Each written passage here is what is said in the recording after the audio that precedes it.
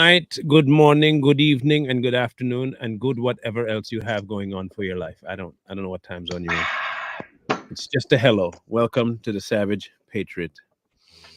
Um, Hello, hello. hang on. Let me reply to Mr. Corey here. You trying to redo And then stuff?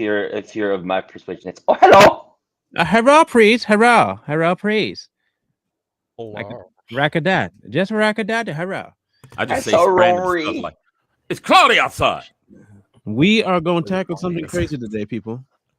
The two wars we definitely 1,000,000, thousand, billion, trillion% should have never even remotely stepped or touched into. Mm. Mhm. Just should have never done it. The Korean War and the Vietnam one, otherwise known as the Indo-China Wars. Mm-hmm. Um, so to begin, I know there are quite a few people, and I've realized that they said they either had family members that fought in Vietnam. I don't know if there are any in here that had family fight in the Korean War, but for sure, Vietnam. That's one of the bigger ones for America anyway in terms of casualties.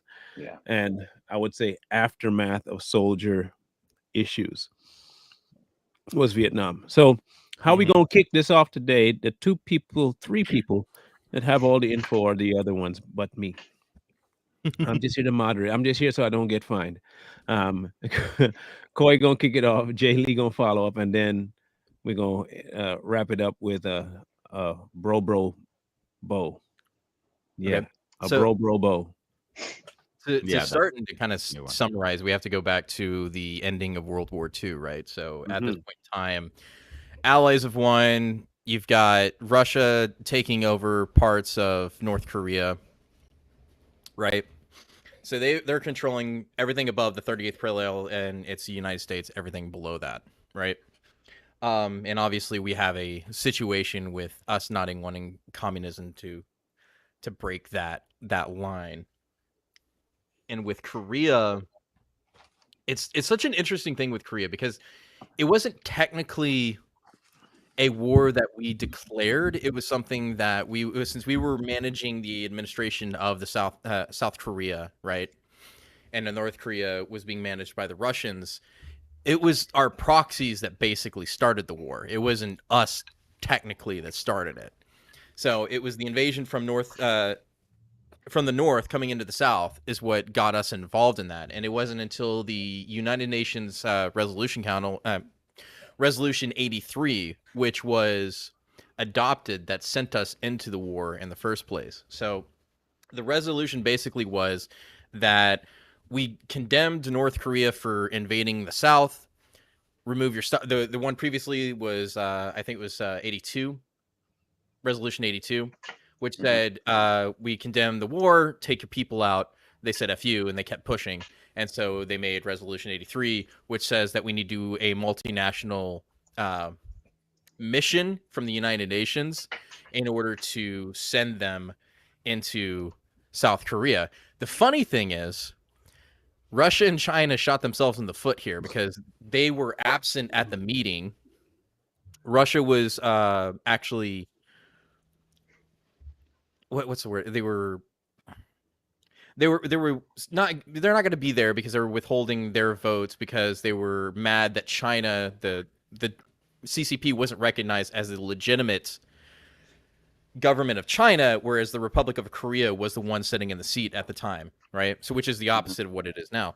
So they weren't there because they were boycotting. That was the word I was looking. They were boycotting the UN, and so when the resolution came about where they could have vetoed it, they weren't there for the vote. So they hose themselves on that one. Yeah, they hosed themselves, so they could have stopped the war, but they weren't there because they were mad because the CCP wasn't there. That was the whole bit. And so the Russians actually didn't want the North to invade South Korea. They didn't want to get this into basically what it became was a war between us and them, right? Well, instead of us and them, it became us and China towards the end of the war, right? So that kind of leads us up into it, of the war. Jay Lee, you can continue on with a more explanation of that. Well, basically, when you're talking about the Korean War, the disposition of the people back in the day was you got to remember, Korea has been a hotbed of conflict, if it's not the Chinese, it's the Japanese. If it's not the Japanese, it's the Chinese. Always coming into the Korean Peninsula. And so at this point in time, I believe it was China encroaching on the South again, but because the American presence was there, and the notion of the fact that America is all about promoting democracy by this time, the encroachment of communism was the enemy that America needed to fight. And so henceforth you got, the North coming in. They almost took Seoul, Korea, which is the capital city of South Korea, and it still is today. And then the United States came in through the southern coastal town of Busan, basically. That's Busan, and just kept pushing back to the point where now we are at a stalemate. Y'all know the DMZ, 30th parallel.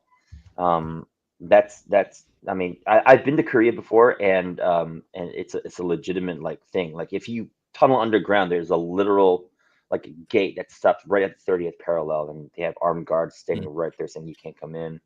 There's no going back and forth. There's no exchange. Yeah, and even to this day, the fact that we're still in kind of the stalemate is a fascinating thing to observe right now, because you're looking at communist North and democratic republic type government South, and they're still in the stalemate even to this day, like 50 some odd, 60 some odd years removed. So it's a fascinating case study on the conflict here. Is it fair to say there were at least 3 generations of the Kims? Yes. Yeah. Okay. Kim 'Cause it was Jong Kim Nam, Il- Kim Jong. Yeah, that's right. That's right. This last little tooty fat guy, Kim Jong Un. But yeah, if you look up the buildup to the Korean, the Korean conflict, the stats between the North, the communists, and the ROC were just, if you look at those stats, you was like, there's no way the South Koreans are going to beat these guys. Though they outmanned the North Korea when it came to actual soldiers on the ground, North Korea had tanks. South didn't have tanks. Yeah. South only had like 2 aircraft. The North, I forget how many they had, but they just outnumbered them overall when it came logistically. They outnumbered them with the help of course, freaking China. And it's interesting too that the South was a very agrarian styled country. There was no the modern technology that we know South Korea today didn't exist post or pre-Korean War. They were very agricultural, borderline poverty stricken, in fact. Because again, South Korea being a geographic hotbed, strategic because it's a peninsula. It's the southernmost tip of the Korean Peninsula. So military access to that was huge, and so more often than not, the South Korean side of the Korean Peninsula has always been devastated. And so yeah, manpower didn't exist. No one was battle hardened at all, compared to the communist regime North, which is all about the usurpation of power. So yeah, Go ahead, bro. and of course, the fight started at the DMZ. North Korea or South Korea to set up their defenses. The problem with South Korea's defense was they were just too spread out amongst the DMZ, and with the amount of firepower the North had, they immediately were just pushing them back, and they kept having to push back until they just kept pushing back, trying to fight. They kept pushing them back. Then they got to Seoul. Seoul was kind of like a hot spot. Nobody wants to give up their capital, so North Korea, they took Seoul. Pretty much they took Seoul. They raised their flag and everything until, like we talked about earlier, Coy mentioned earlier, the UN got involved. I think one of the first divisions to link up with the ROC Army was the 24th Infantry Division in Seoul, and they tried to fight them back, and they actually helped gain Seoul back, and then North Korea regrouped and they took Seoul again. Then you just kept seeing them push, and their stronghold was in the south in Busan.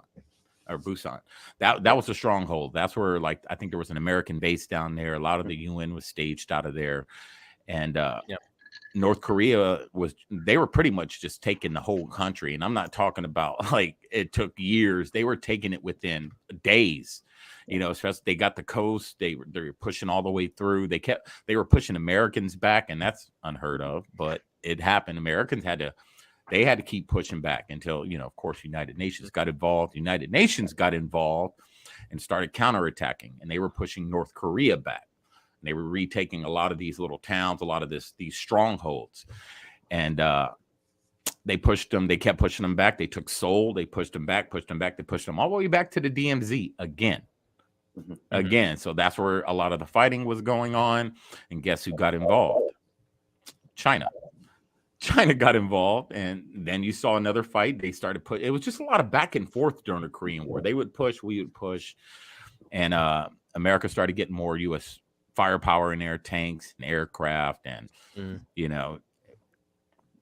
the end of the day, it was just one of those wars. Looking at it on paper and watching the graphic of it, not actually, I didn't really watch a documentary on it. I watched the moving parts, how forces were being maneuvered through the country, and it was really hard at some points to tell who was going to actually win that war, because like I said, it was just a lot of North Korea was very resilient.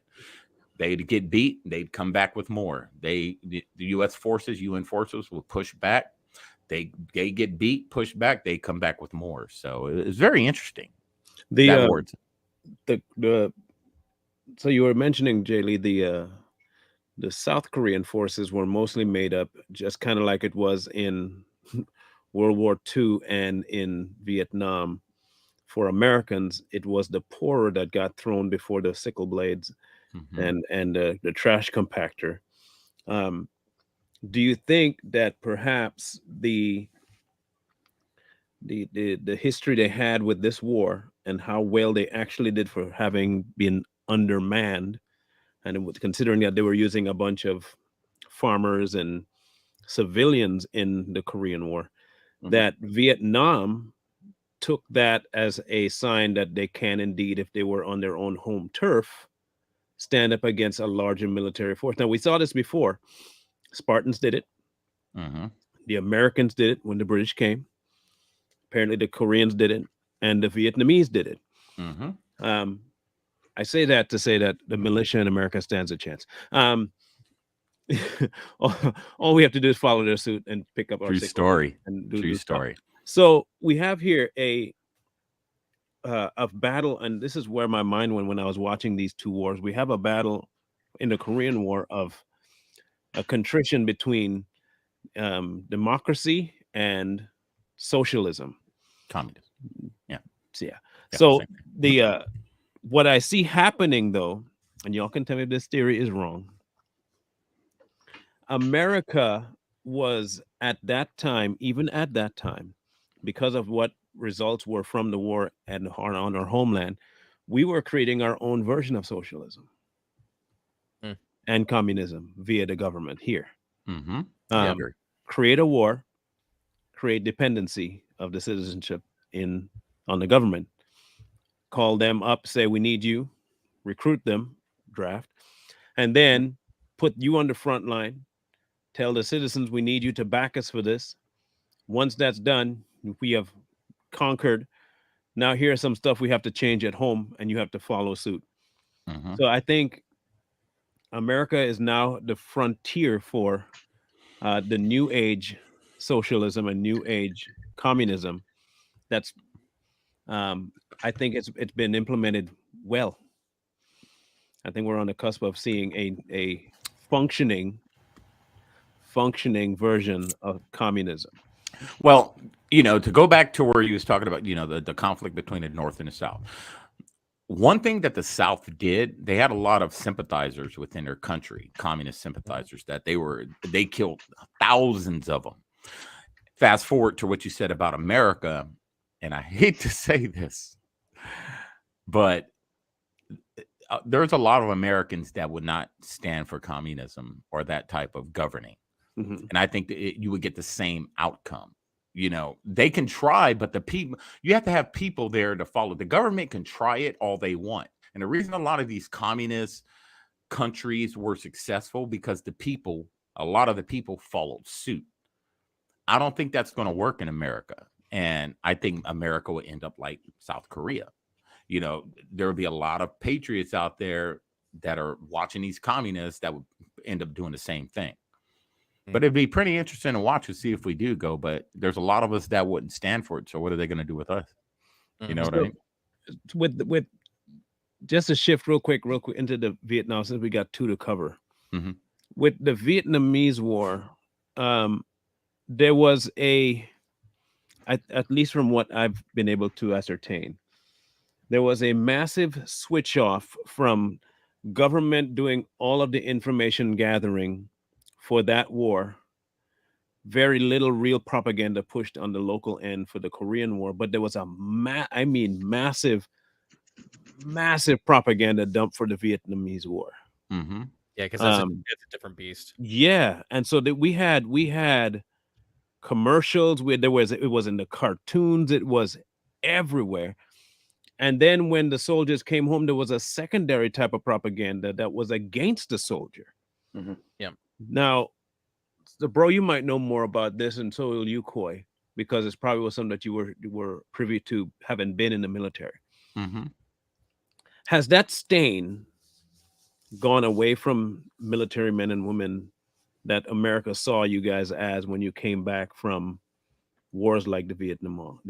Well, before you answer though, can I ask this question that kind of piggybacks off of Marlon, because we're looking at the Korean War, which is the mid 50s, and not much propaganda there, but that was during the McCarthyism age, right? That was during the height of McCarthyism.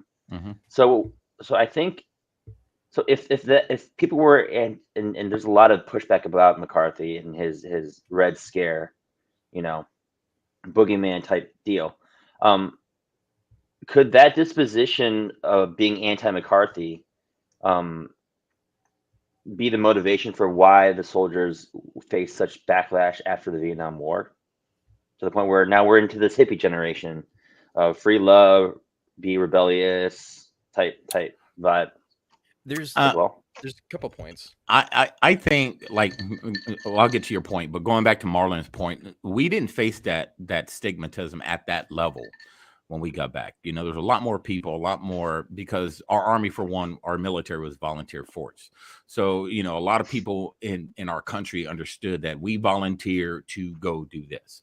The stigmatism from Vietnam War was a lot of guys, not all of them, a lot of guys were drafted, right?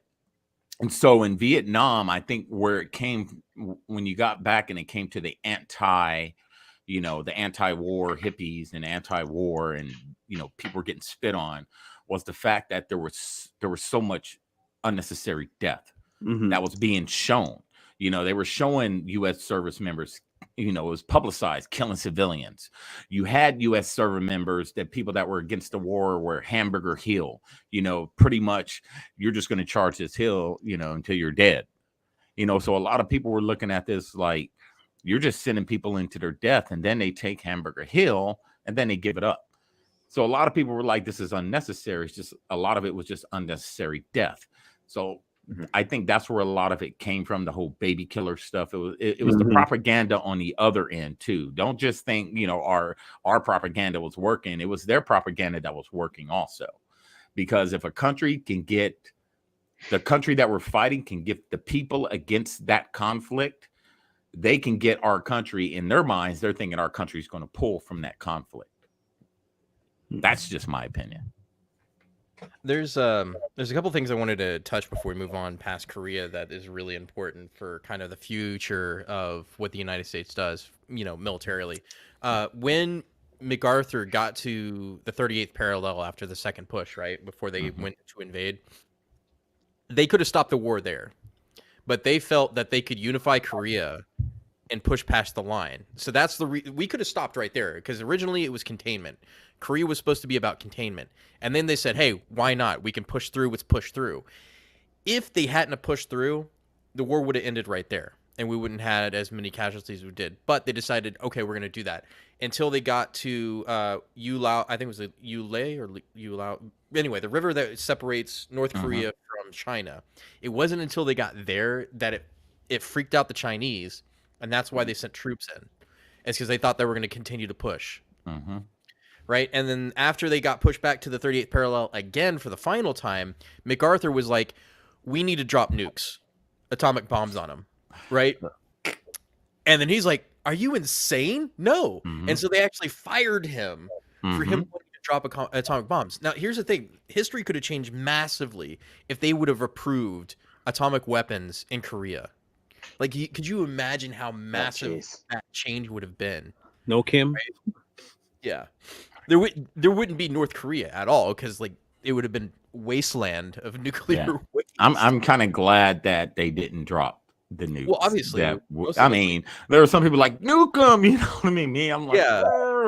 You know, we saw what happened with Japan and Hiroshima. We don't want that again. Let's not do that. Now, Go I was ahead, gonna say, Coy. back to your other point. Yeah, so back to your other point with it coming to communism. The reason why they were so the elites were so afraid of communism is because of what happened to the Russian royal family when they were murdered. Mhm. That spooked the elites. All the nobility of the time, that's what really they were worried about. There's a quote coming from the English monarchy, is that when they killed them, they killed like half his family, right? We're talking about, this is like, that's why they supported the Nazis so much, is because they were afraid of the populist revolutions that were happening. They were afraid what happened in France during their revolution was going to happen everywhere. That the elites weren't going to be safe, right? The proletariat wasn't going to be safe. Like, all the people that have the money weren't going to be safe. So it was all about keeping their money and power out of the hands of the populace. Right? Message received. So, like, communism freaked them out because they didn't want to end up on the firing line. That's what it was. Mm-hmm. Right? So in order to keep their power and authority, they had to spread democracy to all these poor people, right? And to keep communism from spreading. So the whole domino effect theory, if the Asian countries fall, we're going to have to be dealing with communism forever, which we still are anyway, so it didn't really matter. Now, that's not to say that communism is a great ideology. No, I'm just telling you, this is their rationale for getting us involved in these stupid proxy wars in terms of stemming communism, is because they were afraid of what would happen if communism actually took root, especially here in the United States. So that's why you have the McCarthy era stuff. They were rooting out communists because they did not want a communist revolution like everywhere else that was happening at the time to happen in the U.S. And so that's where we get the McCarthyism. That's where we get all the propaganda, and that's why it starts to change. So, like, Korea's a different war because they didn't need the propaganda. We're coming off of World War II. We don't need that. Vietnam, however, we had to fake our way into that one with the Gulf of Tonkin. So now, that was my point of that before going into Vietnam. So I just wanted to finish that up.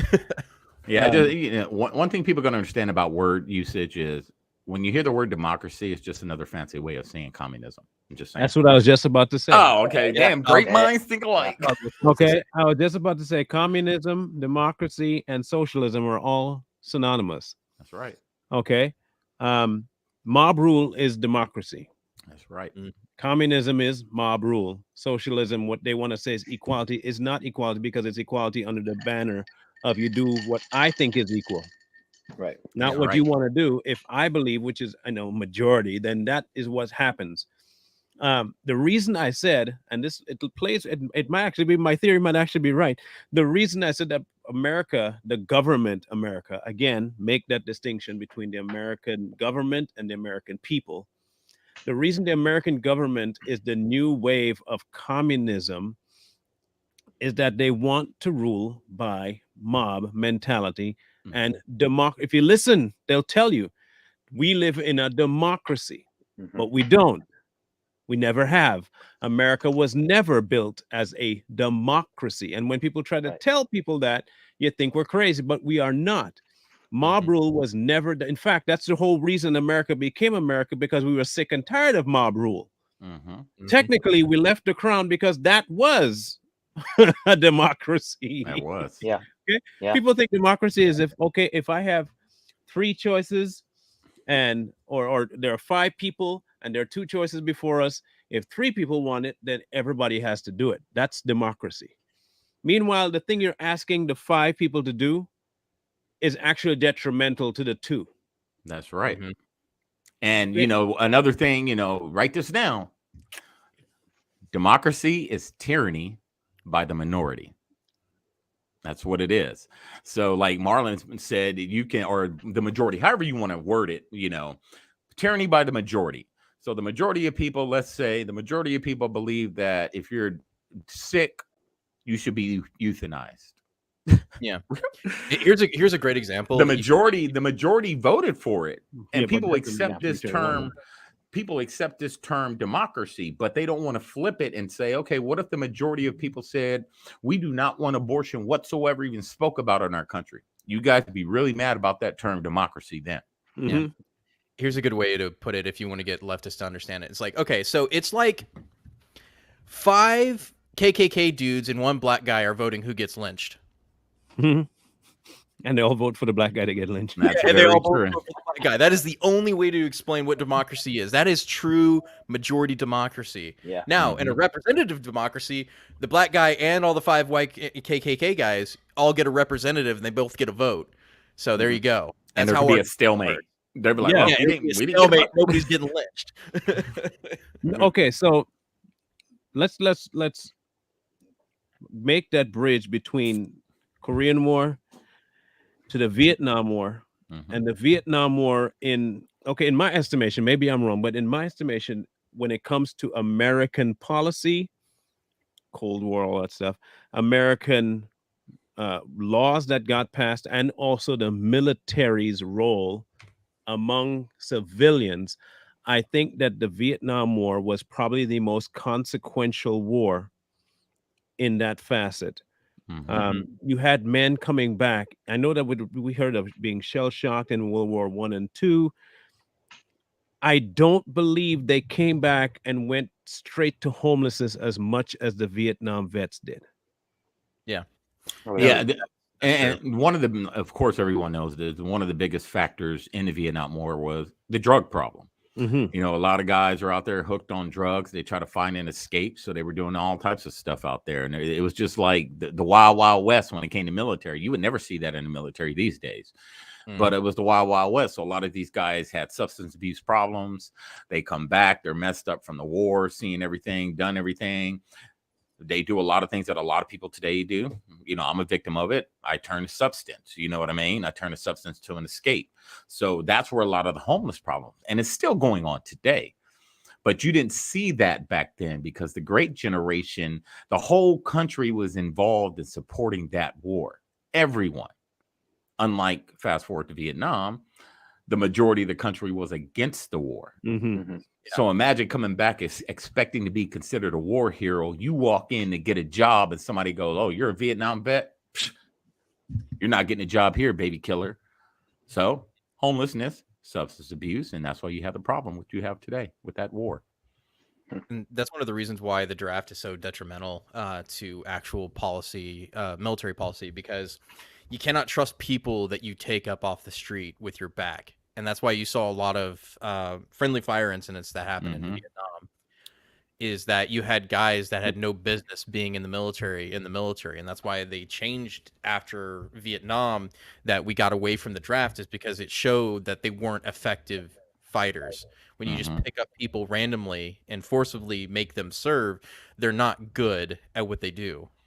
And so that's why the casualty rate was so high, is because they were poorly trained, most of the time poorly equipped, even sent out to fight in forces that they didn't actually want to be doing in the first place. So it was a Civil War 2.0. Yeah. Yes, it was. And the thing with Vietnam, the reason, the Viet Cong were so arrogant is because they beat the French. So in their minds, they're like, we beat a Western power. We can beat anybody. So this is why they were so tenacious in their fight, because, in their minds, we beat one power. We're not going to let this American power that we heard so much about come in and beat us. So we're going to send everything we got. And we went into a conflict with different types of tactics. We go from Korea, World War II, to a totally different environment, to a totally different type of guerrilla warfare. And I don't believe that Americans were really prepared for that type of fight. They weren't. This is why the casualty rate was so high. You were fighting guys in our own turf using tactics that we've never seen, and they were effective tactics until we started countering with the same type of tactics. And that's where you kind of saw, the stalemate of the conflict. If you watched the first Rambo, and I know it's a movie, but listen carefully. Still good Mhm. movie. And I think Stallone did an amazing job of depicting a mentally and physically wounded soldier, not based on what the government necessarily did, but what he witnessed and with his comrades out there on Mhm. the field. Mhm. If you watch the first one, it really told a story, I think, of the majority of vets that were there at the time. You came home displaced because technically he was a hobo. When he Mhm. popped back in stateside, he was roaming from state to state, walking, just trying to find his buddies. And then as he encountered locations, they hated him simply for the outfit he was wearing because it was a fresh war. That's the only thing it could be wearing that outfit for, was because that's what you were. You were the baby killer. And I Mhm. think for the military, because now hear me out, because they didn't have any investment in people that they recruited, they didn't need to care. Like you were Mhm. saying, Coy, the people that got placed in the Vietnam War, there was no training involved in that. You got dragged in and got sent to become fodder. So when you come back, I have no real obligation to help you. You did what you were drafted to do, and now you're on your own. I will say this. Now you're retired out of the military now, bro. You're out of it now, Yes, retired. and you're out too, Coy. Yeah, no, long Okay. time. The future generations of military, aside from the woke mess, they don't realize this yet, or maybe they do and they don't care. But when you realize this, the next war, which is pending here, you're going to end up worse off than the Vietnam vet. Hmm. The reason I'm saying that is because when you come back, you will seriously have nothing to depend on. The programs will have gone to illegal aliens by that point, all 7 million of them that are stateside, and there are at least that many. Mhm. And then the rest of the benefits are going to go to the wayside to foreign countries, not to American citizens. This is where we start seeing the effects of communism on a global scale. America again leading the way, world police, world financier. That's a communistic viewpoint. It's Hmm. not democracy. Well, it is democracy. It's not the way America was built. With the aftermath of Vietnam, the aftermath of the Korean War, you now see two superpowers at work, and they're not really one's considered a superpower, the other one's not so much. But believe it or not, it is, and that's China and North Korea. If Mhm. you notice, no one messes with North Korea. Hmm. But there's a reason no one messes with North Korea. There's an unstable human being over there, and That's for true. all intents and purposes, they may not be big, but what they do have, they're willing to use. And you don't And want to mess with volatile people like that, because if they're willing to use it, you leave them be. The and problem is even China's willing to use it, but we still mess with them because they have more hands. They have actually stuff over us than we have over them. The Vietnam War took place. We lost more than we gained. I don't think there was any policy passed after the Vietnam War that benefited any, and I mean any American on any level, whether that be mm-mm. a civilian law or a military law. Am I wrong in that? No, the only thing good we got out of it is they got rid of the draft. That's about it. Like, if you want to say in terms of getting something out of it, civilian wise, we don't have the draft anymore because I saw how terrible it was to do that. So like maybe that's a good thing, like in all. But like other than that, no, it was a huge loss for America in general. Do you think it'll come back? There's a possibility, and the points you made earlier about the future generations of these soldiers, airmen, marines, and sailors. You're going to see in the future, you're going to see a lot of these benefits get drawn back because they're already talking about coming after benefits now. And Coy and I did a podcast on that. They're already talking about it. So if they're talking about it, when the future, you push forward a couple of years, they're going to be like, well, we're going to cut back on this and we're going to cut back on that. We're going to cut back on this. And then when these soldiers go and fight these wars, when they come back, they're not going to have it like us Generation Kill guys, as global war and terror guys. It's going to get worse for them. It's just going to go back in time, you know. Our generation is the spoiled generation. Coin-Eye's generation of service members, we're spoiled. We got it all when we got back, everything.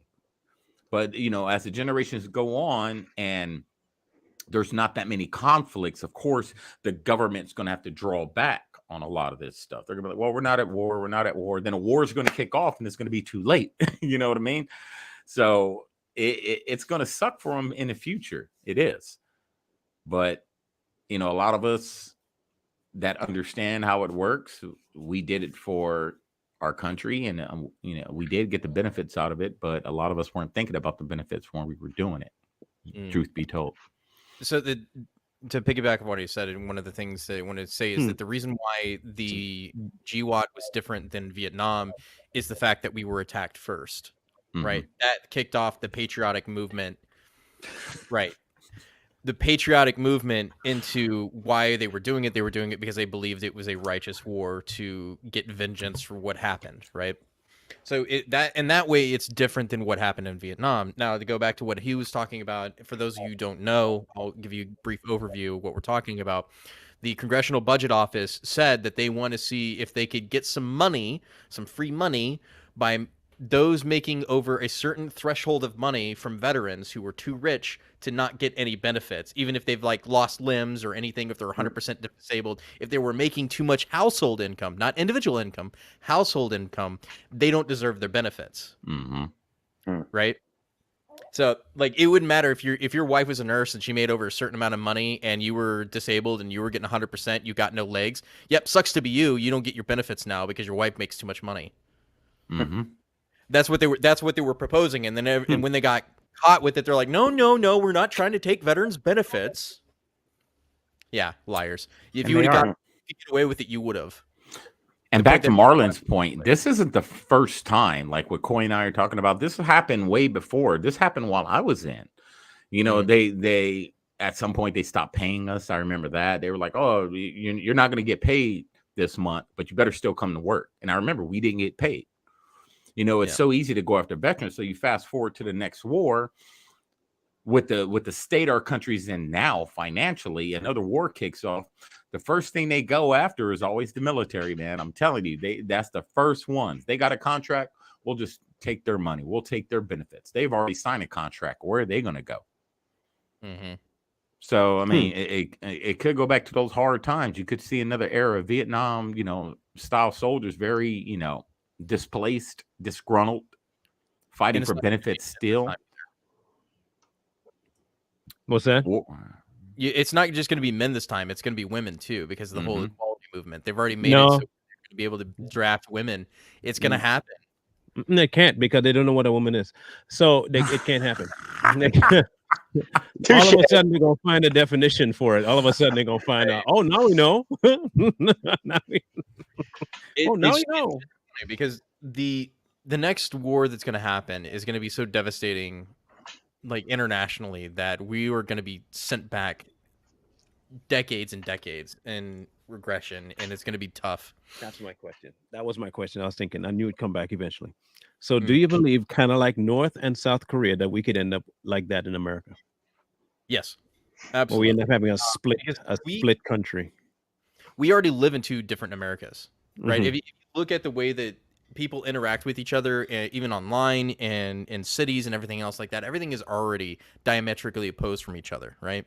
We already live in two different Americas. So they live in our democracy. You'll hear this all the time when you hear leftist politicians talk. They'll say, it's our democracy, every single time. That's their America, and our America is still the Republic, the Republic of the United States. Our representative democracy that we live in is our America. Their America is our democracy, where they're trying to push this multicultural democracy, right? Where the majority rules over everything, and you just do what do what they say and shut up. Basically, that's what it is. Do what we say or else. It's their mentality, and you see it every day. Should we have the country split half, going east to west or north to south? No, it'd be three different places. So I basically, what it would be most of the West Coast, and then you would have like central and southern United States, and then you would have northern Rust Belt up into to Maine would be the split, I would say, if we're going Huh. to do it logically. and I can see that happening. It could happen, man, because excuse me, other countries have split up. It's happened in many countries. So you can imagine, America is so divided right now, different factions, different political ideologies, different this, different that. You go to one coast, it's different from where I live in Texas. You can go all the way to Washington. It's going to be a totally different type of environment. It's still America per se, but it's a Yeah. totally different environment than you remember. You go to Florida, it's totally different. So I can see the countries that are a lot more alike, especially when it comes to Texas, Alabama, Louisiana, Arkansas, all those states. I can see them creating their own country. And Texas is already talking about doing it, and you have a lot of states that are jumping on that bandwagon. So I'd I can like it. see it. I would like it. Honestly, I would just rather be done, have our own thing going, and see Hmm. who prospers. And if you end up that you can't, and build our wall, tape everything off, you can't come in. And if you start to flounder, we're not sending you no money. Deal with it. If you kill all your babies, then don't reproduce, and you end up floundering, and we come and take your land anyway. So to us, it's a win-win. We'll send you to go do your non-reproductive act with your male and your females, kill your children, and in about 15 years, we'll just move in, bury your carcasses, get you off land, and take the land anyway, and get America back in about 50 years. I'd much rather get it going now than waste time with you people. And I do mean you people, because you have nothing in common with America. You have everything in common with communism. We don't want anything to do with it. I just want to make this clear. I want nothing. And the word nothing couldn't be more nothing. I want zero to do with any commie, any Democrat, any lefty. I want nothing to do with it. When I say you have nothing in common with me, I mean nothing. You True don't love statement. God. You don't love life. I want nothing to do with you. Like, I didn't want to Hmm. be a friend. I don't want to be in the same vicinity. I feel like I'm gonna get sick just being around you. That's how much I don't like you. Mm. Yeah, you Okay, get so if we infected. can split from you and leave you to your own demise and let you kill yourself off, feel free. If that's what you want to kill your kids, kill your kids. Don't reproduce. Okay, have Please your don't. little you're gonna end up being inbred at some point. So have your fun with that. And when the land is gone and you're off of it, we'll just come and say, oh, open up the gate, go over, harvest the resources, and take back the land. We'll If end up they winning. We'll if end up they winning. have any resources left. Oh, they'll have tons because they don't know how to forage. Yeah, and be lazy as hell. I But will say though. the Oh one no, I'm thing, sorry. Go real ahead. Go quick, ahead. one thing I usually ask, like especially somebody that's on the left, ask them this question. You have to ask them one question: are we a democracy or a republic? If they say we're a democracy, stop talking to them right there. There's no need to debate them. None, none. There's zero reason, because if a whole ass adult grown person that should know civics should know that we're a constitutional republic. Every grown adult should know that. Should. Man, it's basic high school civics class. If they tell you we're a democracy, don't even convince them. Just I'm done. I don't want to talk to you, because they're already lost. They're gone. All right, Hmm. Jay. I'm sorry. That was my little rant. No, I will say that the one benefit that I think that has come out of the Korean War, from my vantage point, though, is because the recognition of the American dream and American excellence Hmm. has been mimicked, to the point where even South Korea's government is kind of sort of doing its own mimicry of the American governmental system. And Mm. from there comes that the boom that we see economically in South Korea, but also at the same time, the immigration of South Koreans to seeing how America is doing, and the fact that America's export is the idea of the American dream. You can succeed if you come here, and I think that that has been a pretty decent positive, because of the fact that without American exceptionalism coming in, to even from a militaristic standpoint, South Korea would never have known what American ideals would have been like. They wouldn't even have known what a democracy technically is without, you know, American ideology coming in to foster the country to be where it is today. But also at the same time, the immigrants that came over with nothing, only to succeed and become Hmm. probably the fifth the fifth richest median income earning demographic in the United States from that Now, point. Jay, So oh, I'm sorry. Go ahead. I'm just saying. So I wouldn't be here if it wasn't for the Korean War being the outcome that it has, because it's afforded my parents to say, hey, I want to do well, and America's the place to do it. So do you think South Korea would have been full blown communism if that war never happened? Yes. Yeah, I do, because South Koreans would not have been able to fight back against such a strong, hardened communistic force that doesn't care about it. Because with communism, it's literally you're just a number if you're in the military, and because these people don't act on a conscience level, they act on a more brutalistic, take it all kind of mentality. South Korea would have been, without American intervention, South Korea would have been a communist country. The Korean Peninsula would have been a communist extension of China. I've been to Korea. I've been to South Korea, and I was down there for a training event for like 30 days. And I'll tell you right now, man, I don't think the North Korea army would touch the ROK Army now. The ROK Army, they are some hardened dudes down there. And then if you just look at the terrain of South Korea, like if you look at the terrain, you're like, man, how did North Korea actually do it? The terrain, it's very mountainy, very hilly, a lot of forest, a lot of tree, a lot of, just a lot of land. And then I went to the DMZ, and it's crazy just to sit there and watch these two people standing there just staring at each other, and it's just like, man, at any moment in time, this can pop off. That's the thing with the DMZ. So I'm glad, that they came to terms, but who knows how crazy Kim Jong roly poly is. We know how crazy he is. That it doesn't matter how much crazier he can get. Right. Come Friday, we will. I think I want to now. Tell me if I'm going to put it to the vote here.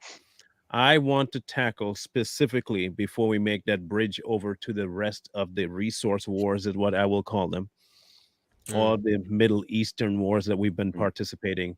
I want to tackle specifically the Cold War. Okay. Germany. Somebody just said Russia. I want that specific, because here's why. We talked about what the impact was on soldiers, and some of it on the military front, and some of it on the military industrial complex. But you saw with the Cold War, the advent of war affecting citizens that have nothing to do with it in like real time and unavoidable means. There was no backing. The people had no say. We didn't have not a dog in the fight, but yet still the dog still came to fight us. And that I think that was the beginning of the true, I guess you'd call it deep state attempt to take over the American population as opposed to just the military. By that time, they've won the government and they've won the global market. And then they started to turn their guns inland with the Cold War. So I want to tackle that as our time continues. On Wednesday, though, we have a surprise for you. A little deviation from the war strategies. We are going to do our reaction to President Trump's deposition. Since there is video footage of him now, it's hilarious. It's pretty good. It's pretty funny. I'm not gonna lie. I half wish he had done it a little differently. I love the way he does things, but the way he did it, it was pretty epic. It was pretty funny stuff. They took more breaks than most union workers, and that's impressive. But when you see it, I think you'll have quite a laugh, because if he ever gets back into politics and gets back behind that desk, oh Lord, there's gonna be some real hilarity taking place in this country. At least it will relieve us of all the stress we've been under, simply because it's that funny. And there's a lot of people going down. You can bet your ass on that. Trump hasn't forgotten. If he gets reelected, he's coming. I'll tell you that. Yeah. He's coming for a lot of people. Yeah, he's coming for a lot of people. I'm on your head, boy. Yep. In any case, I did slip up. The mix is now going to be Tuesday through Friday, Tuesday through Friday. So don't worry about Mondays. Tuesday, Wednesday, Thursday, Friday. That's the schedule for the mix. We will be back on Wednesday with the President Trump reaction, and then on Too Strong still Friday on, will Marlon? be yes, Too Strong. Well, Too Strong went this morning. They went like at we go at 11 now, my time, which is 2 o'clock Eastern, which is a lot easier because trust me, had to get done with the show and then have a break to get back up to show level. It's I taxing. bet, man. So Yeah. we're gonna tackle Trump on Wednesday and his hilarious deposition, and then we'll talk about the Cold War and everybody's champion JFK on Friday. Next week we'll finish off. On Monday we'll finish off with the oil Resource war. wars. Yep, and go from there. So thank you guys for tuning in. I think we have no merchandise yet. Yet, see, we have to establish a base first. Hmm. And once we have the base, then we can tackle the merchandise. And we're nowhere near the base we need to make merchandise worth it at this point. Now, if you guys keep sharing and you guys keep liking Come and you on. keep subscribing and get us up to like the 500K level, we will have tons of merchandise. We can get there. Okay. 500K is our goal by next year. I think that's attainable, right? Yeah. If 10 of you definitely. shared it with, if we have 1,300 something followers in here, if 10 of you, if each of you shared it with 10 of your friends, That's it. just Yeah, imagine. Just say, hey, subscribe, join this podcast. You'll see our numbers jump. It's that easy. It's that easy. It ain't Trust gonna hurt I you. mean, It ain't gonna Nope. hurt you. super It's a chats and click. all that stuff are also a viable thing, folks. Clickety click. Just keep pressing that like button. But next, like I said, Wednesday Trump, Friday Cold War, Monday Resource Wars, and we'll kick it off. Jay Lee, Just like, share, comment, subscribe, and Savage Patriots out. we out. Mm. Peace.